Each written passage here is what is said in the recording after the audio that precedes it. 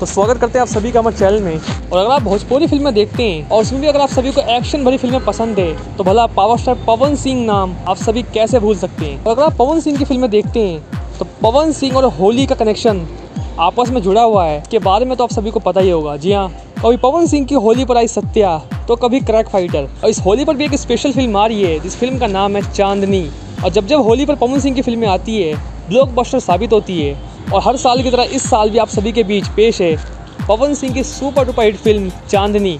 वैसे एक तरह से पारिवारिक ड्रामा फिल्म होगी जिसमें आप सभी को निधि झा उर्फ लुलिया नजर आएंगी, जो इस फिल्म की हीरोइन होंगी। आप सभी को एक्शन, फैमिली ड्रामा और पवन सिंह के पारिवारिक सॉन्ग आप सभी को इस फिल्म में सुनने को मिलेंगे। इस फिल्म का लगभग 10% हिस्सा लॉकडाउन में शूट हुआ था, जिसकी तस्वीरें आप सभी को हमने समय समय पर दी थी। और अब लीजिए फिल्म पूरी तरीके से कंप्लीट हो चुकी है।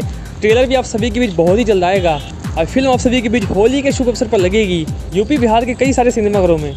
वैसे पवन सिंह और निधि झा की जोड़ी जब भी भोजपुरी पर्दे पर आती है कोई ना कोई बवाल जरूर करती है, चाहे लुलिया सॉन्ग की जोड़ी हो, चाहे क्रैक फाइटर की जोड़ी हो, या फिर फिल्म हो जिद्दी।